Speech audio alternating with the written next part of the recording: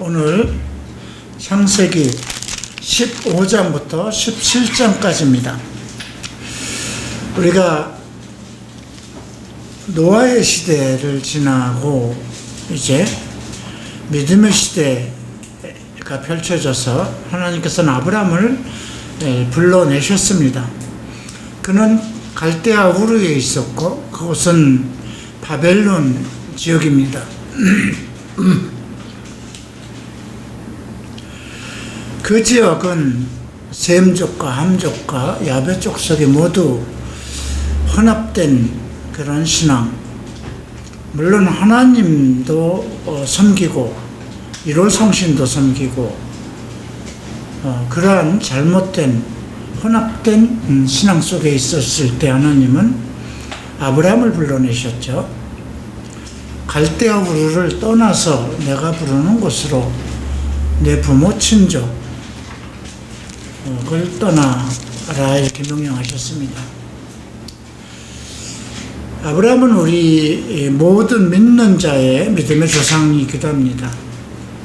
그렇기 때문에 이러한 현상은 우리 믿는 자들에게도 동일하게 나타날 수 있는 상황입니다.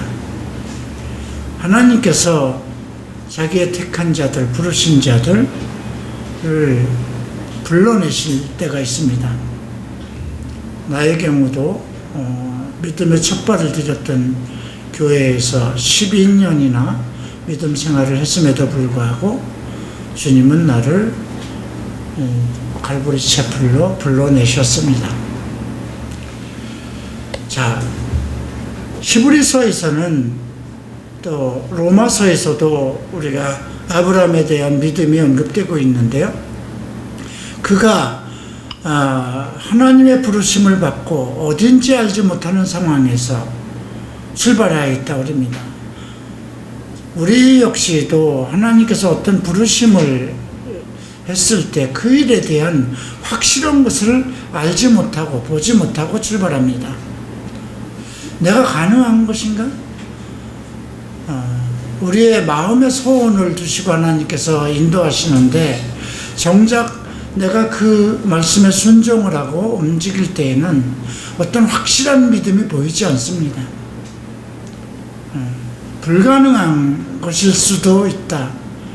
여러 가지 그러한 완벽하지 못한 믿음을 가지고 출발합니다. 아브라함도 마찬가지입니다. 그러나 중요한 것은 아브라함이 하나님의 말씀을 따라서 출발했다는 것이죠. 그리고 많은 혼란을 겪게 됩니다. 첫 번째 나타난 것이 기근이죠. 여러분들이 어느 교회를 옮겼는데 그곳에서 자기 삶의 어떤 기근한 일이 일어나면 어떻게 될까요? 다니던 직장이 불안해지고 직장에서 옮겨야 되고 갑자기 집안에 어떤 경제적인 문제가 터지고 그렇게 되면 내가 교회를 옮겨서 그런가? 그런 생각을 갖게 되겠죠. 아브라함이 첫 번째 당한 것은 기근이었습니다. 그래서 그 기근을 피하기 위해서 세상의 풍족한 곳 애굽으로 내려갔었죠. 근데 그것은 하나님이 원하시던 곳은 아니었습니다. 그래서 아브라함 이후에는 이삭이나 이 아브라함의 자손들에게는 애굽으로 내려가지 말라고 명령하십니다. 애굽은 우리가 이제 어떤 신학적으로 생각하면 세상입니다. 바로 왕이 하나의 적그리스도의 형태로 세상 왕이고 세상의 통치자입니다. 그래서 그 이삭에게는 애굽으로 내려가지 말라 이렇게 명령을 하신 일도 있습니다. 자, 그리고 나서 이제 그 애굽에 가서 문제를 만나죠. 자기가 목숨을 구하기 위해서 먹고 살기 위해서 그 지역에 들어갔는데 목숨보다도 아끼는 오직 정말 하나님께서 짝지어서 일생을 같이 하고자 맹세한 자기 아내를 잃게 되는 그런 상황에 몰리자 거짓말까지 하게 됩니다. 그런 상황에서도 하나님은 아브라함을 보호하시고 오히려 거기서 많은 재물을 얻어서 나오도록 그렇게 인도하셨죠. 자, 그리고 이제 아브라함은 다시 베델로 올라갑니다. 베델에 대한 설명은 나중에 우리가 창세기 28장에서 언급되고 있어요. 야곱이 하나님의 천사를 만난 곳이고 그곳에서 이곳은 하나님의 집이여 하나님의 문이다, 하늘의 문이다 이렇게 외쳤던 기억이 있죠. 자, 그 후에 이제 또 문제가 발생하는데요. 이제 14장에서 이제 그 14장에 넘어가기 전에 자기가 살던 지역이 너무 이제 좁아서 롯과 헤어져야 되는 그런 상황이 옵니다. 그런데 아브라함은 이미 애굽을 통해서 어떤 믿음을 발견한 것이 있었죠. 생사화복, 먹고 살아가는 것은 하나님께서 다 주시는 것이구나. 그렇기 때문에 어떤 좋은 지역을 선택하지 않고 좋은 지역을 롯 보고 선택하라고 합니다. 그래서 롯이 이제 소돔 지역, 그 지역이 에덴 동산 같고 애굽 땅처럼 풍요로움을 발견하고 롯은 소돔으로 옮기게 됩니다. 자, 우리가 아브람도 만약에 기근을 만나지 않았고 또 애굽에서 그러한 연단을 위험한 고통을 겪지 않았다면 이방 가운데서 먹고 살아가는 문제는 가장 중요한 문제죠. 아마 그런 것을 경험하지 않았다면 모든 것을 하나님께서 어떤 상황에서도 지켜주신다는 것을 깨닫지 못했다면 아마 아브라함이 내가 이 좋은 땅을 택할 테니 너는 다른 곳으로 가라 아마 그랬을 수도 있을 것 같습니다. 자, 그리고 13장 18절에 보면 헤브론에 있는 마므레 상수리 숲에 거주하면서 그곳에서 여호와의 제단을 쌓았다. 자, 그리고 이제 가나안 지역 그곳에 네 왕과 다섯 왕, 소돔 왕의 주변에 다섯 왕이 있었고요. 그 다음에 시날 왕 아므라벨 그 왕 주변에 또 네 왕이 있었습니다. 그돌라오멜이 중심이 되었는데요. 여기서 얘기하는 엘람왕 그돌라오멜은 지금 이제 이란 바사왕입니다. 그리고 엘라살 왕이 바벨론 왕에 해당되는데요. 네 왕과 그 다음에 소돔 왕과 고모라 왕을 중심으로 한 다섯 왕이 서로 전쟁을 일으킵니다. 소돔 왕 일행이 그 다섯 왕이 그돌라오멜을 12년 동안 섬기다가 13년에 배반했다 이런 말씀이 기록되어 있는데 그래서 우리가 12라는 숫자는 섬김, 봉사의 숫자이고요. 13의 숫자는 배반의 숫자입니다. 그래서 이 13이라는 숫자가 또 오늘 16장에서 우리가 또 다시 한번 발견하게 됩니다. 그런데 다섯 왕이 이기지 못한 그러니까 소돔왕과 고모라 다섯 연합군이 그돌라오멜 네 왕에게 패배를 당합니다. 그래서 전부 다 납치를 당하죠. 그런데 318명을 데리고 밤중에 아브라함이 그 318명은 군사가 아닙니다. 집에서 키운 가신들이었죠. 그들을 이끌고 밤에 가서 그들을 이제 소돔과 고모라에 잡혔던 롯과 그 가족들을 모두 이제 탈취해 냅니다. 그리고 돌아오는 길에 이제 멜기세덱을 만나게 되죠. 우리가 멜기세덱에 대해서는 히브리서 7장에서 자세히 배우게 됩니다. 샬렘 왕 멜기세덱. 샬렘은 예루살렘에 언급된 것처럼 샬롬이라는 뜻이고요. 멜기세덱은 의의 왕이라는 뜻입니다. 그가 이제 떡과 포도주를 가지고 나오는데 14장 18절에는 그를 가리켜 하나님의 제사장이다 이렇게 기록되었습니다. 그래서 히브리서 7장에는 아비도 없고 족보도 없고 그 하나님의 아들과 방불한 자다 이렇게 소개를 합니다. 결국 예수 그리스도를 아브라함이 만나는 그런 과정이죠. 그래서 유대인들이 그 예수 그리스도를 박대하고 받아들이지 않았을 때 예수님이 너희 조상 아브라함은 내게 이러지 않았다 이런 말씀까지 하시죠. 그때 이스라엘 그 유대인들이 내가 50도 안 됐는데 우리 조상 아브라함을 만났느냐 이렇게 비웃는 그런 내용도 기록되어 있습니다. 자, 그때 이제 멜기세덱 왕이 아브라함에게 이렇게 얘기합니다. 14장 10절을 보죠.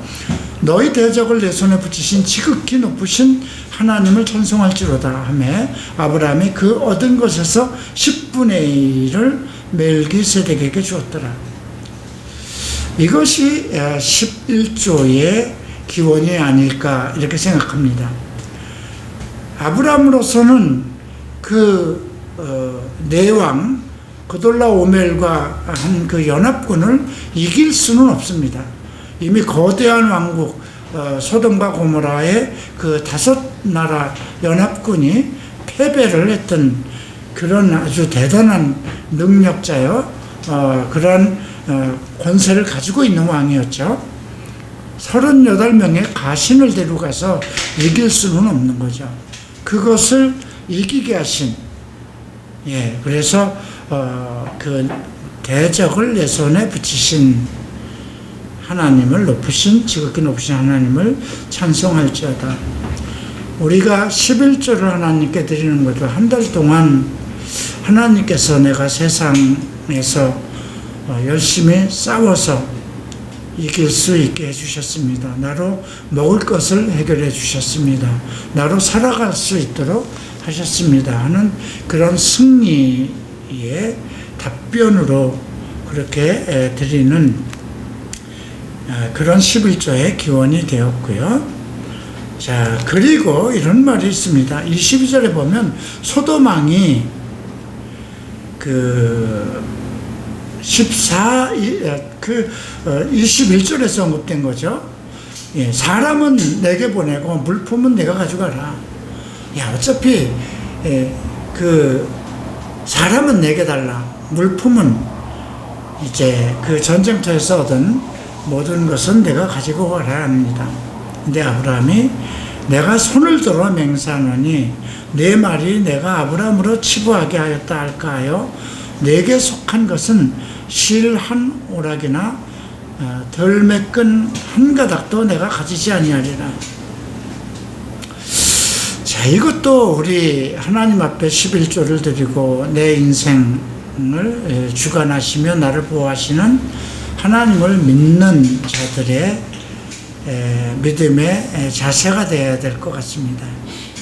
사탄이 주는 밥은 안 먹겠다는 것입니다. 의롭고 거룩하고 그런 생활 속에서 정당하게 얻은 것. 예수님은 오직 하나님의 나라와 그의 의를 구하라. 그러면 너에게 먹을 것과 입을 것을 주시겠다. 이렇게 약속을 하셨죠. 그렇기 때문에 우리가 조금 더 돈을 벌기 위해서 세상의 방법대로 돈을 얻는 것, 이런 것은 좀 지금도 우리가 삼가해야 할 것입니다. 자, 이제 오늘 15장부터 17장을 보겠습니다. 자, 이후에 여호와의 말씀이 환상 중에 아브라함에게 임하여, 말씀이 환상 중에 임했다는 것입니다. 글쎄, 여러분들 이런 것을 경험해 봤을까요? 아브라함이 갈대아 우르에서 나와서 객지잖아요. 그래서 이 생활 속에서 오직 하나님만 믿고 살아온 거죠. 의지할 곳이 하나님밖에 없었죠. 그런 속에서 이제 여호와의 말씀이 환상 중에 아브라함에게 임하여 이르시되 아브라함아 두려워 말라. 나는 내 방패요 너의 지극히 큰 상급이라. 방패라고 나옵니다. 이미 아브라함은 경험을 했어요. 그죠? 소돔과 고모라에 살던 자기 조카 롯을 구출해 나올 때 이미 하나님께서 방패가 되고 구원자가 되셨던 것을 이미 겪었던 것이죠. 너의 지극히 큰 상급이라. 자, 그러니 아브라함이 이제 하나님께 주 여호와여 무엇을 내게 주시려고 하나이까. 나는 자식이 없사오니 나의 상속자는 이 다메섹 사람 엘리에셀입니다. 다메섹 사람이었어요. 그런데 자식이 없습니다. 이미 75세에 떠난 거 아닙니까? 우리가 앞에서 보면 75세에 하란에서 출발해서 하나님이 명한 가나안 땅으로 들어왔죠. 근데 이미 그 나이면 인생 120살을 전제로 해도 노년이죠. 나이가 많이 들은 거죠. 그런데 자식이 없었습니다. 자식이 없다는 건 후계자가 없다는 것입니다. 이미 자기 고향을 떠나서 다른 지역에 와 있지만 후계자가 없다는 것은 상당히 침울하고 좀 여러 가지로 두렵고 마음에 걸리는 일이죠. 그래서 나는 내 방패요 너의 지극히 큰 상급이다. 그러니까 너에게 상을 주시는 분이다. 가장 큰 상급이다. 이렇게 말씀을 하셨기 때문에 무엇을 주시려고 하십니까? 난 자식이 없는데 너의 상속자 이 다메섹 사람 엘리에셀입니다. 나중에 이제 엘리에셀의 역할이 이삭의 시대에서 또 한번 펼쳐지죠. 자, 3절 봅니다. 아브라함이 또 이르되 주께서 내게 씨를 주지 아니하셨으니 내 집에서 길린 자가 내 상속자가 될 것이니라. 씨를 주지 않았다. 자식을 낳지 못하게 하시고, 그러니까 이것도 우리가 결혼을 해서 자식을 얻지 못하는 것도 하나님의 뜻으로 생각해야죠. 요즘은 의학이 발달돼서 여러 가지 방법을 통해서 자식을 얻도록 하지만 그것도 안 된다면, 그죠? 의학적인 방법으로도 자식을 가질 수 없다면 근저 그런 때는 하나님께서 주시지 않은 거니까 최후로 이제 하나님께 좀 졸라보는 방법밖에 없겠죠. 주께서 내게 씨를 주시지 아니하셨으니 내 집에서 길린 자가 내 상속자가 될 것입니다. 이렇게 말씀드리니 여호와 말씀이 그에게 임하여 이르시되 그 사람은 내 상속자가 아니라 내 몸에서 날 자가 내 상속자가 되리라. 내 몸에서 난다는 거죠. 자, 그리고 그를 이끌고 밖으로 나아갑니다. 그리고 하늘을 우러러 무뼈를 셀 수 있나 보라. 또 그에게 이르시되 네 자손이 이와 같으리라. 야, 내가 하늘에 있는 이 별을 셀 수 있겠냐? 근데 내 자손이 이렇게 될 것이다. 그때 이제 6절에 보면 아브라함이 여호와를 믿으니 여호와께서 그를 그의 의로 여기시고. 자, 이것을 갈라디아서 3장을 한번 보시겠습니다. 아브라함의 믿음을 칭하는 아주 중요한 내용인데요. 갈라디아서 3장 6절을 봅니다. 아브라함이 하나님을 믿음에 그것을 그에게 의로 정하셨다함과 같으니라. 그런즉 믿음으로 말미암은 자들은 아브라함의 자손인 줄 알지어다. 또 하나님의 이방을 믿음으로 말미암아 의로 정하실 것을 성경이 미리 알고 먼저 아브라함에게 복음을 전하되 모든 이방이 너로 말미암아 복을 받으리라 하였느니라. 그러므로 믿음으로 말미암는 자는 믿음이 있는 아브라함과 함께 복을 받느니라. 믿음이 있는 자, 지금 오직 예수 그리스도를 주로 영접해서 하나님의 말씀을 믿는, 그러니까 여기서 아브라함이 뭘 믿었어요? 하나님의 말씀을 믿은 거예요. 자기 머릿속으로는 상상이 안 되는 거예요. 이룰 수 없어요. 이미 자기는 자식을 낳을 수가 없어요. 자기 아내 사례도 태가 끊어져서 자식을 생산할 수 없는 것입니다. 그래서 이제 자기 종을 후계자로 삼겠다고 하는데 내 몸에서 날짜라고 그랬거든요. 그런데 자기 생각은 불가능한데 하나님이 말씀하셨기 때문에 아브라함이 믿었다는 거죠. 그래서 하나님이 그것을 아브라함의 믿음의 의로 여기셨다는 것입니다. 근데 오늘 바울은 이 말씀을 의지해서 아브라함이 하나님을 믿으니 그에게 의로 정하셨다. 그렇기 때문에 믿음으로 말미암은 자들은 아브라함의 자손인 줄 알지라. 오늘날 우리 이방인들도 유대인이 아닌 자들도 우리가 믿음으로 하나님을 믿는 자들, 예수 그리스도를 믿는 자들은 아브라함의 자손이라는 거죠. 그러면 아브라함이 하나님의 이방을 믿음으로 말미암아 그 의로 정하고 그것을 성경이 미리 알고 먼저 아브라함에게 복음을 전하되 모든 이방인이 너로 말미암아 복을 받으리라 하였으므로 믿음으로 말미암는 자는 믿음 있는 아브라함과 함께 복을 받는다. 어떤 복을 받을까요? 우리가 대북의 이 부분을 하나의 물질적인 것으로 생각하고 있는데 8절에는 아브라함에게 복음을 전하되 그랬어요. 여기서 복음이라는 건 영적인 축복을 얘기하는 것이죠. 자, 다시 이제 15장으로 갑니다. 아브라함이 여호와를 믿으니 그를 그의 의로 여기시고 또 그에게 이르시되 나는 이 땅을 내게 주어 소유를 삼게 하려고 너를 갈대아인의 우르에서 이끌어낸 여호와니라. 그러니까 지금 갈대아 우르에서 그곳으로 이끌어낸 목적을 얘기하는 것입니다. 여러분들도 자기 믿음을 한번 성경적으로 생각해 봐야 돼요. 하나님께서 나를 왜 갈보리 채플로 이끌어냈을까? 내가 다니던 교회에서 왜 이 교회로 이끌어냈을까? 근데 여기 지금 아브라함에게는 너를 갈대아인의 우르에서 이끌어낸 여호와다. 이 땅을 내게 주어 소유로 삼고자 하나님의 계획은 있다는 거죠. 자, 그러니까 이제 아브라함이 주 여호와여 내가 이 땅을 소유로 받을 것을 무엇으로 알겠습니까?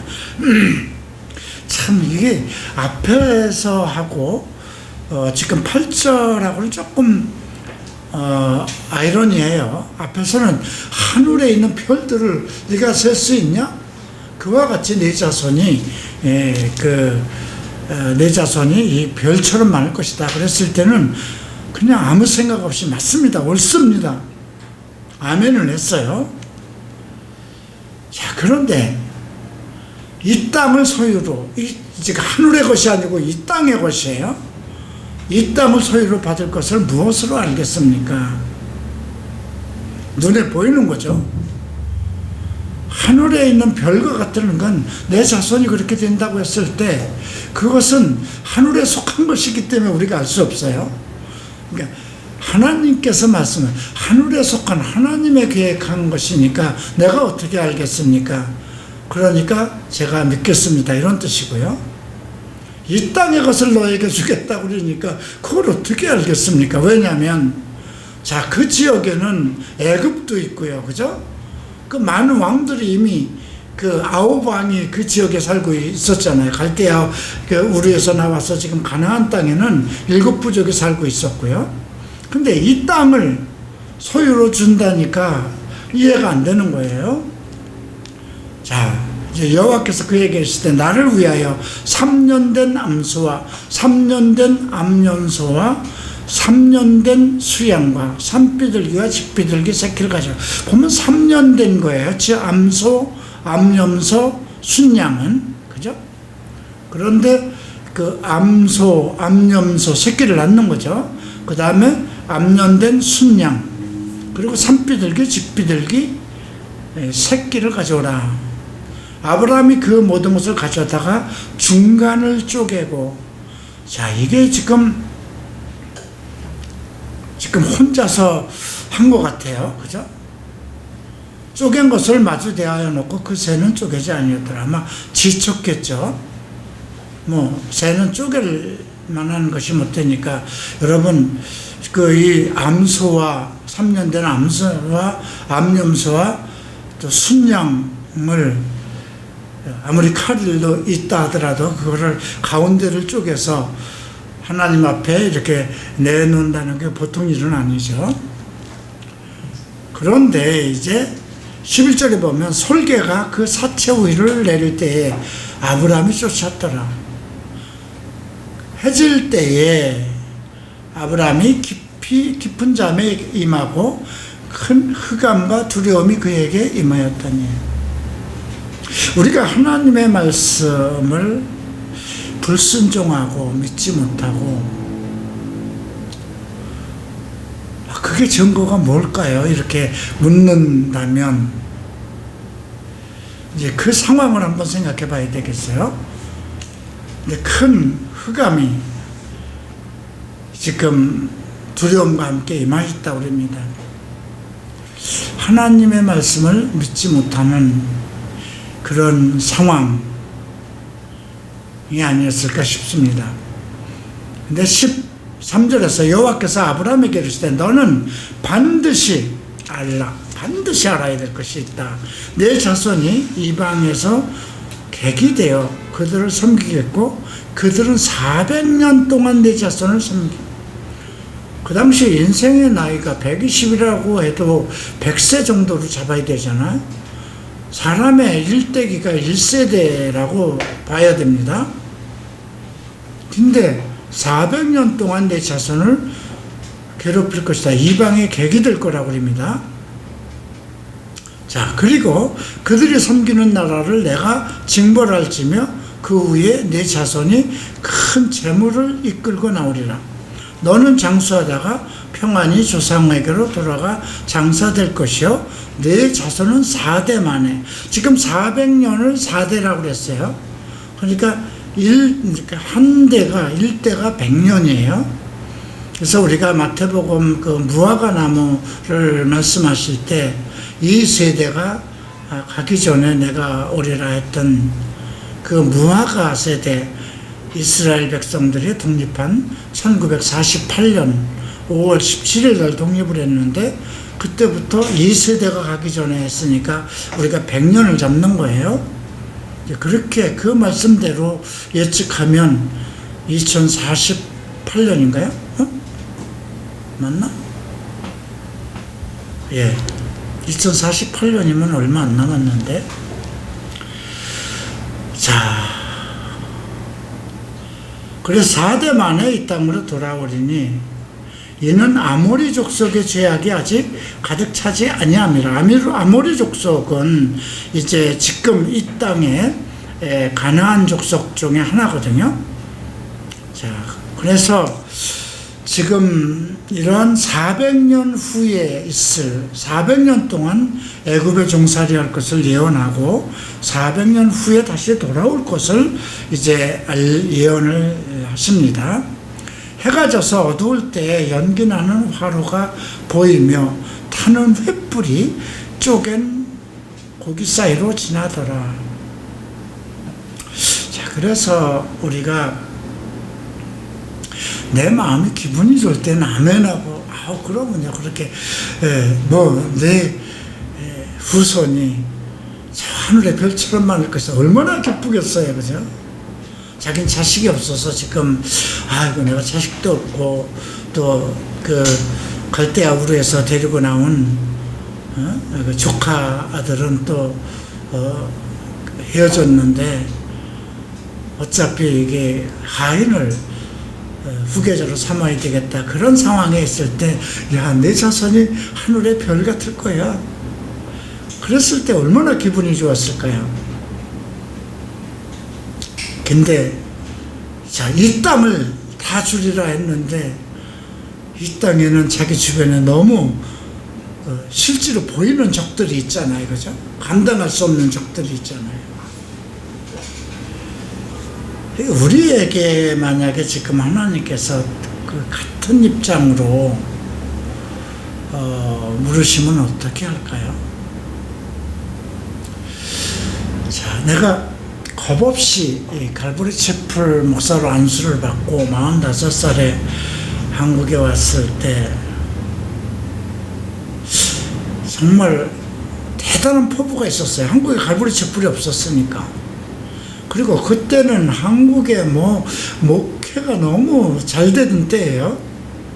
그래서 이화여대생들에게 배우자의 1호로 어떤 직업을 선택하느냐 하니까 전부 다 목회자였거든요. 그럴 정도로 정말 교회들이 활성화되고, 그냥 대형 교회는 어느 지역에 가서 십자가만 꽂으면 사람들이 모이는 그런 시대였습니다. 내가 한국에 나오면서 정말 원대한 미국과 같은, 이제 한국에서도 미국과 같은 갈보리 채플의 커다란 그런 일이 일어나겠다. 하나님께서 이 일을 위해서 내게 부르셨다 할 때 원대한 꿈을 가지고 있었어요. 가능성이 있을 것이다.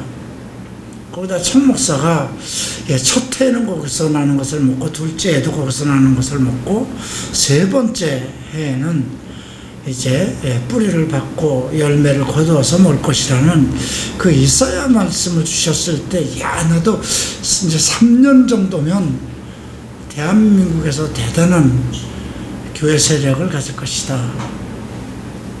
그렇게 생각했어요. 그런데 지금 여기까지 오기 30년인데 한남동에 와서 정말 근 10여 년 동안을 지내면서 아마 하나님께서 이 땅을 전부 다, 서울에 있는 강남 땅을 다 너한테 주겠다 했을 때 나도 이렇게 대답해서, 그걸 어떻게 믿습니까? 강남에는 어마어마한 교회들이 있고 한데 나는 지금 아무것도 할 수 없는 그런 쫌팽이 같은 목사인데 그게 가당키나 하겠습니까? 똑같은 상황이 아마 그렇게 대답하지 않았을까 싶습니다.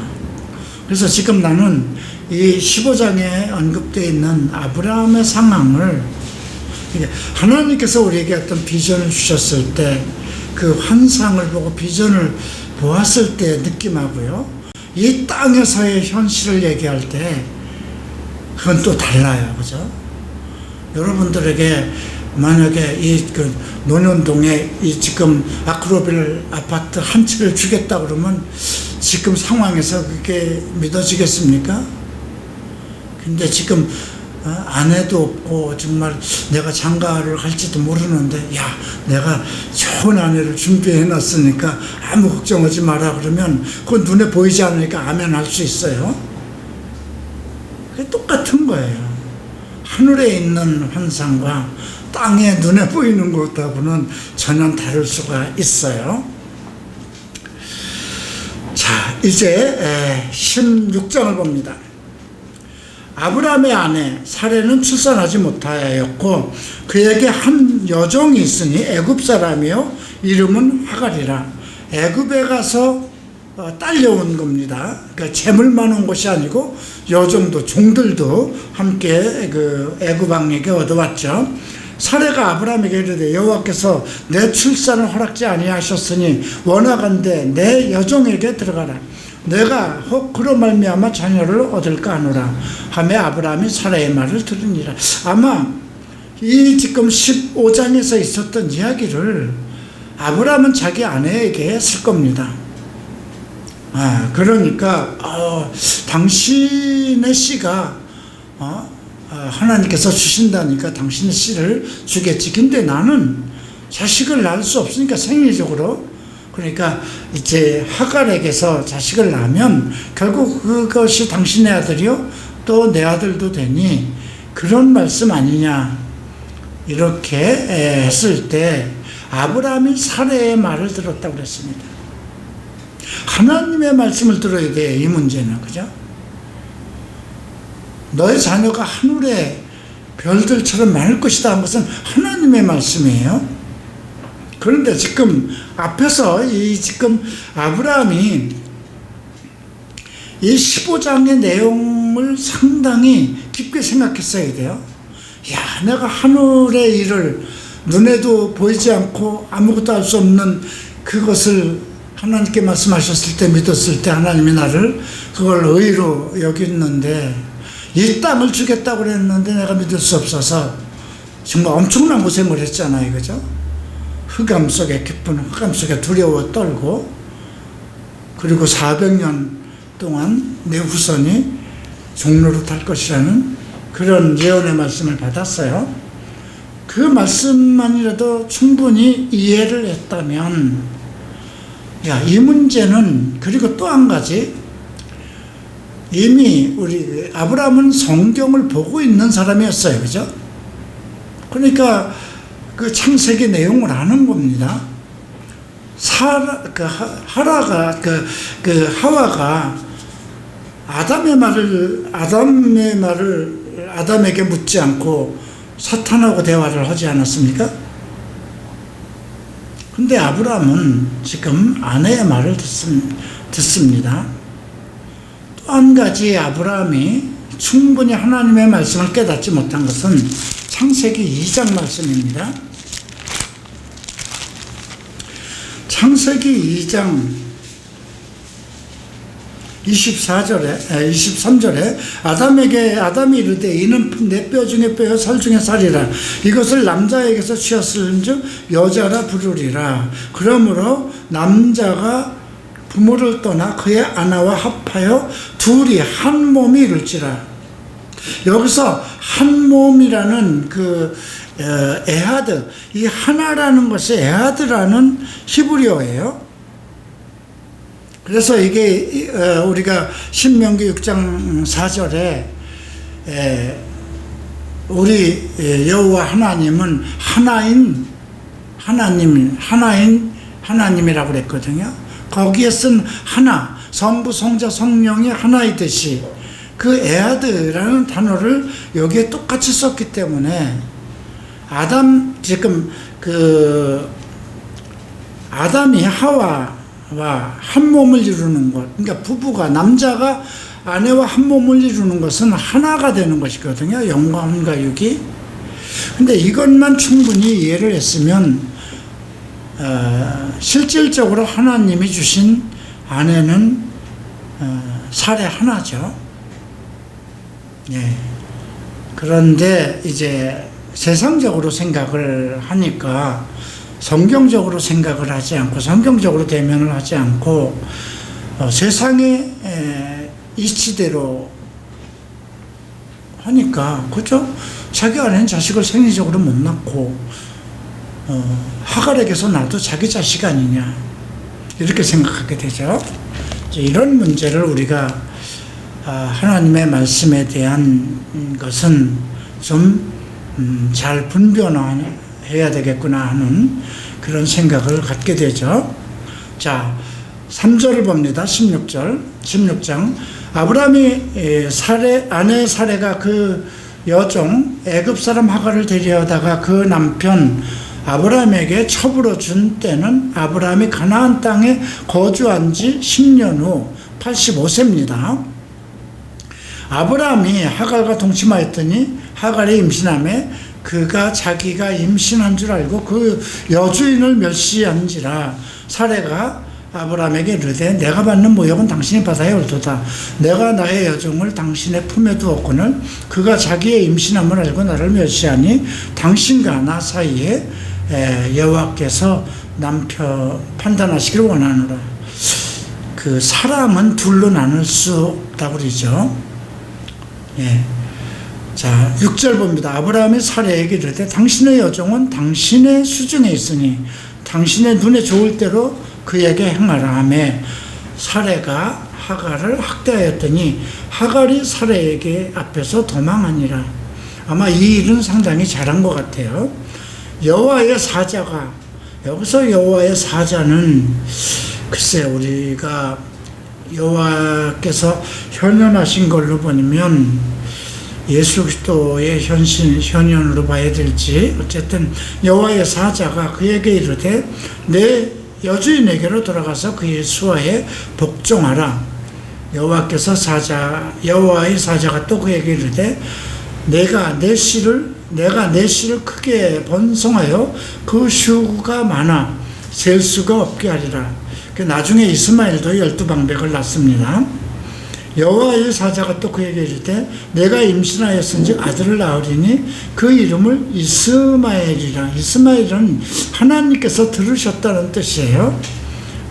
그 이름을 이스마엘이라 하라. 이는 여호와께서 내 고통을 들으셨습니다. 우리가 지금 그럼 하갈은 애굽 여종인데 왜 하나님께서 그의 말을 들으셨을까? 이건 하갈의 실수가 아니잖아요. 그죠? 아브라함의 실수잖아요. 아브라함이 자기의 아내 사라와 함께 그 하갈을 첩으로 들이지 않았으면 그냥 그는 계속 여종이었어요. 그죠? 아브라함의 잘못이에요. 아브라함의 실책이에요. 자, 그런데 이제 그가 사람 중에 덜 나기가 같이 되리니 그의 손이 모든 사람을 치겠고 모든 사람이 손이 그를 칠지며 그가 모든 형제와 대항하여 살리라. 하갈이 그에게 자기에게 이르신 여호와의 이름을 나를 살피시는 하나님이라 하였으니 나를 판단하시는 하나님, 이는 내가 어떻게 여기서 나를 살피시는 하나님을 배웠을까? 나를 판단하시는 하나님을 배웠을까? 그래서 그 샘을 부엘라 헤로이라 불렀으며 그것은 가데스와 베렛 사이에 있더라. 이렇게 해서 이제 그 하갈이 가서 자식을 낳습니다. 15절 보면 하갈이 아브라함에게 아들을 낳으니 아브라함이 하갈을 낳은 그 아들의 이름을 이스마엘이라. 이건 하나님이 주신 이름이죠. 자, 하갈이 아브라함에게 이스마엘을 낳았을 때 아브라함이 86세였습니다. 1년 후에 자식을 낳는 거니까. 자, 이렇게 나이가 기록되어 있고요. 이제 17장을 봅니다. 아브라함이 99세, 앞에서는 지금 86세가 나왔어요. 근데 17장 1절에는 99세예요. 13년의 차이가 나요. 13년 동안 하나님은 아브라함과 대화가 없었어요. 네. 아브라함이 99세 때에 여호와께서 아브라함에게 나타나 그에게 이르시되 나는 전능한 하나님이라. 여기서 엘샤다이라는 말이 나옵니다. 전능하다는 것은 엘샤다이라는 뜻인데 그러니까 어미의 젖가슴과 같은 그런 의미를 가지고 있다고 그래요. 전능한 하나님이라. 너는 내 앞에서 행하여 완전하라. 완전하지 못했다는 거죠. 왜 완전한 전능하신 불가능이 없으신 전능의 하나님이라고 이름을 말씀하셨을까요? 전능하신 하나님이다. 엘샤다이다. 왜 그런 말씀하셨을까요? 아브라함이 내 자식이 정말 하늘의 별처럼 될 것이다 했을 때 믿었거든요. 그리고 내 아내에서 날 자가 내 후계자가 될 거다 말씀하셨어요. 이미 그 15장 4절에서 내 몸에서 날짜라고 그랬거든요. 그러면 그 나머지 삶의 행위는 그 하나님이 주신 말씀을 믿고 그대로 행해야 되는 거잖아요. 그죠? 아내는 하나잖아요. 근데 하가를 자기 아내로 다른 방법으로 자식을 낳을 계획을 가진 거잖아요. 그죠? 하나님의 방법이 아니잖아요. 이미 내 몸에서 날짜라고 말씀하셨고, 남자와 여자가 하나가 됐을 거예요. 그래서 부부가 된다는 그 원리를 이미 그 성경에 말씀하신 그 내용인데, 그런 것에 대해서 온전한 믿음을 안 가졌던 거죠. 나는 전능한 하나님이라 너는 내 앞에서 행하여 완전하라. 말씀 앞에 완전하라는 것입니다. 이 행함을 요구하는 것입니다. 하나님은 미리 먼저 말씀하시고 모든 것을 완벽하게 하신 후에 우리에게 행하라고 그럽니다. 그래서 우리가 에베소서에서도 같은 논리로 공부한 것이고요. 내가 내 언약을 너와 너 사이에 두어 너를 크게 번성하게 하리라 하시니 아브라함이 엎드려 아브라함이 하나님이 또 그렇게 그에게 말씀하여 이르시되 보라 내 언약이 너와 함께 있으니 너는 여러 민족의 아비가 될지라. 그래서 이후로는 내 이름을 아브라함이라 하지 아니하고 아브라함이라 하리니 이는 내가 너를 여러 민족의 아버지가 되게 하리라. 이름을 바꿔줍니다. 아브라함이라고 해서 그 히브리어로는 H 발음이 들어갑니다. 우리가 성령했을 때 루아프 바람 이랬을 때, 그래서 이사야 예레미야 모든 구약의 선지자들의 이름은 히브리어 H자가 들어갑니다. 사라도 마찬가지, 사례가 사라로 되고요.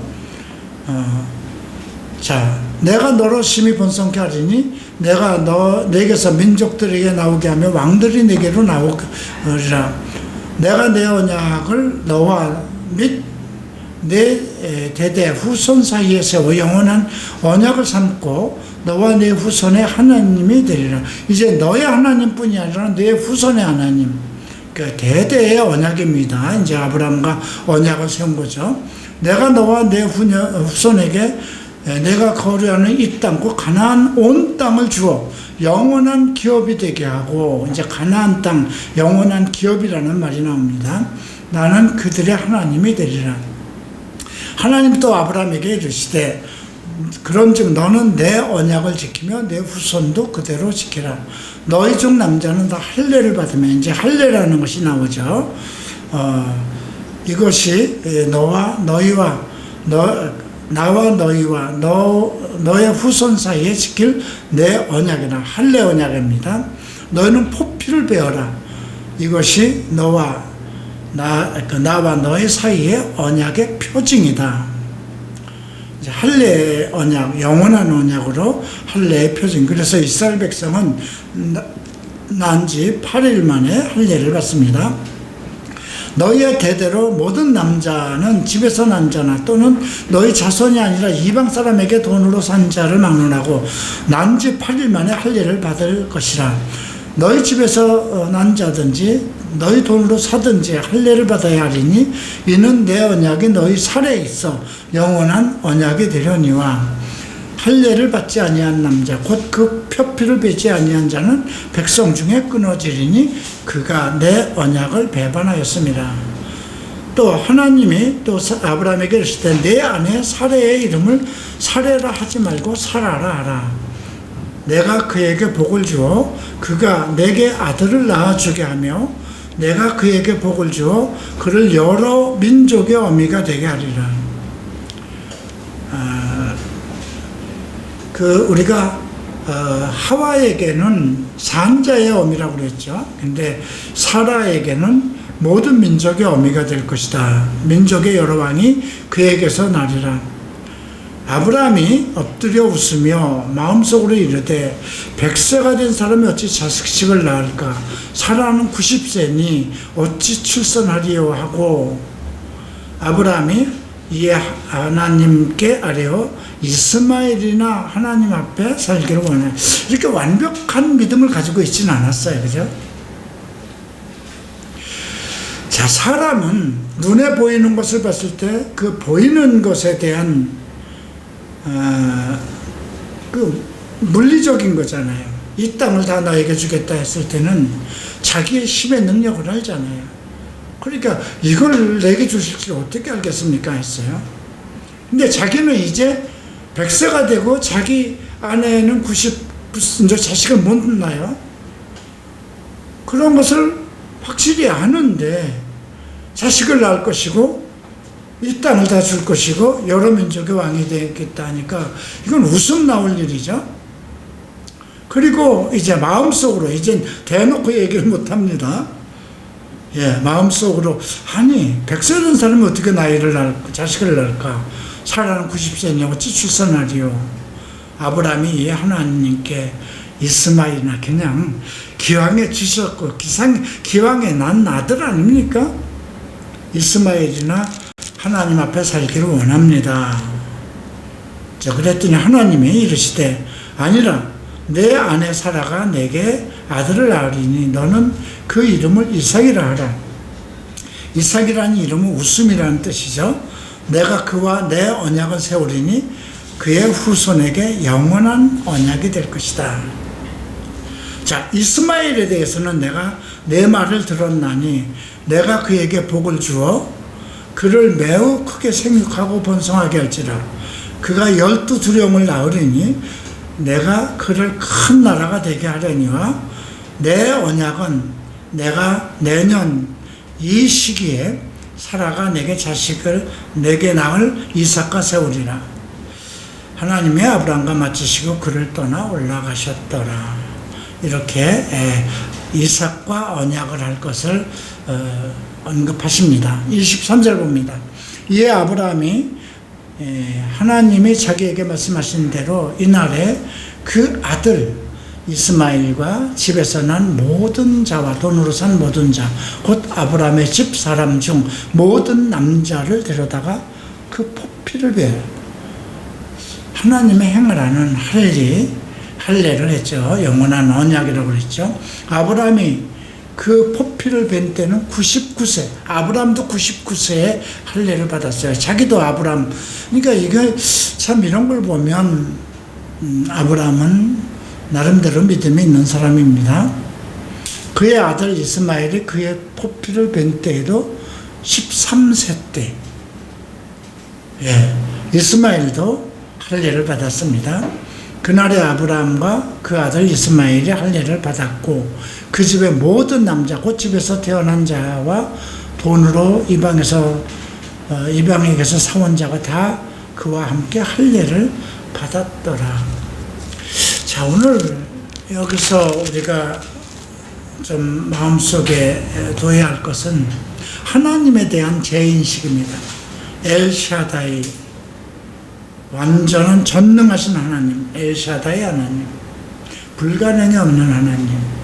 그렇기 때문에 나는 모든 일에서 완전해야 된다는 것입니다. 하나님의 말씀 앞에서 완전해야 된다는 것입니다. 나를 위하신 하나님, 나를 부르시고 나를 택하시고 나를 통해서 많이 내게 복을 나누시기를 원하는 하나님. 우리도 아브라함의 복을 받은 자라고 그랬거든요. 아브라함의 복을 받은 자. 이방이 아브라함으로 말미암아 복음을 얻을 것이고 우리가 모두 아브라함의 후손이고 우리도 아브라함의 복을 받은 자라. 이렇게 바울이 얘기했습니다. 그렇기 때문에 우리는 성경에 기록되어 있는 우리는 여호와 하나님, 즉 이 땅에서 예수 그리스도를 실제로 만납니다. 아브라함도 멜기세덱을 만났고요. 그 후에 하나님과 언약을 하고 이제 기업에 대한 말씀을 하셨습니다. 그래서 이 말씀, 나는 전능한 하나님이라 너는 내 앞에 행하여 완전하라. 이건 성경 말씀에 불가능 같지만, 그죠? 내가 가지고 있는 문제가 해결될 것 같지 않아요. 하나님이 내게 하신 말씀이 이루어질 것 같지는 않을 수 있어요. 그러나 하나님께서 말씀하셨으니까 내가 어떤 그 마약 환자다, 동성애자다, 성중독자다, 그러면 그거에 대한 말씀이 언급이 되어 있어요. 우리는 복음의 시대, 아브라함이 모든 이방이 아브라함으로 말미암아 복음을 얻으리라 했어요. 그리고 우리는 아브라함과 동일한 믿음의 백성입니다. 근데 내가 구약에서는 그런 모든 죄인들이 율법으로 다스려지고 할례를 받아야 되겠지만 우리는 할례 받은 백성이 아니라 복음의 자녀들이잖아요. 그래서 성경에 하신 말씀 그대로 이루어질 것을 믿고 신약에서 우리에게 하신 말씀, 사도를 통해서 우리에게 하신 말씀, 하나님은 아직도 엘샤다의 하나님이시다. 전능하신 분이다. 나는 그분의 말씀 앞에, 그분 앞에 완전해야 될 것이라, 이런 믿음을 가져야 되겠죠. 자, 오늘 여기까지 하고 마치겠습니다. 기도합니다. 존귀하신 주님 감사합니다. 엘샤다의 하나님, 오늘 우리는 이미 완전하신 하나님, 전능하신 하나님, 그의 아들 예수 그리스도를 우리가 섬기고 있습니다. 우리는 그리스도와 함께 하나님의 자녀된 자들입니다. 이 나라를, 그리스도의 나라를 우리가 함께 동등하게 예수와 함께 기업으로 받을 자들입니다. 그러니 우리가 주 앞에 행하여 완전하게 하소서, 주의 말씀에 승복하게 하소서, 엘샤다의 하나님 앞에 모든 일에 완전한 자가 되게 하소서. 감사하며 예수 그리스도 이름으로 기도합니다. 마치겠습니다.